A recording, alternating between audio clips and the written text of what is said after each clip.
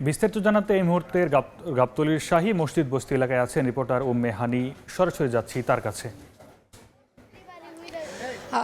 গতকাল রাত 2টোয় গাবতলী শাহজাদপুর বস্তিতে যে আগুনের ঘটনা ঘটে সেটিতে আসলে কোনো হতাহতের ঘটনা না ঘটলেও কিন্তু একেবারেই কিন্তু পুড়ে ছাই হয়ে গিয়েছে শতাধিক ঘর। এবং এখনকার যদি পরিস্থিতি বলি যে এখানকার যারা বাসিন্দা রয়েছেন তাদের সাথে আমরা কথা বলেছি, তারা বলছেন যে এখানে বস্তির পাশে থাকা একটি গ্যারেজে আসলে যে গ্যারেজের কেমিক্যাল থেকে আসলে আগুনের সূত্রপাত হয় এবং সেখান থেকেই আসলে এই আগুন লাগে। এবং তারা যেটা বলছেন যে রাতে আগুন লাগায় আসলে তারা কেউই কোনো কিছু সাথে নিয়ে বের হতে পারেনি এবং এতে আসলে সব পুড়ে ছাই হয়ে গিয়েছে। এবং যেহেতু এই বস্তিটির প্রতিটি ঘর আসলে টিন শেড এবং বাঁশের তৈরি ছিল এবং টিন শেড এবং বাঁশের তৈরি হওয়াতে আসলে ঘরগুলো দাহ্য হওয়ায় আসলে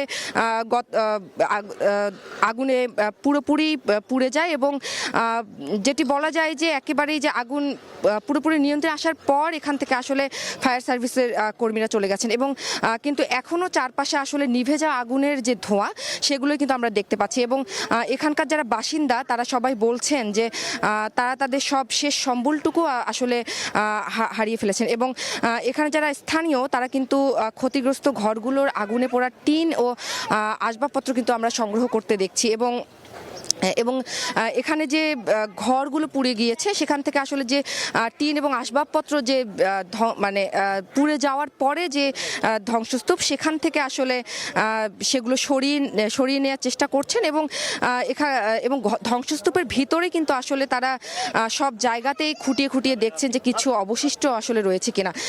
কিন্তু অনেকেই অর্থাৎ বস্তির যে বাসিন্দারা আছেন এখানে তাদের বেশিরভাগই কিন্তু রাস্তায় দাঁড়িয়ে তারা কিন্তু অসহায়ভাবে দেখছেন। এবং একটু বলি যে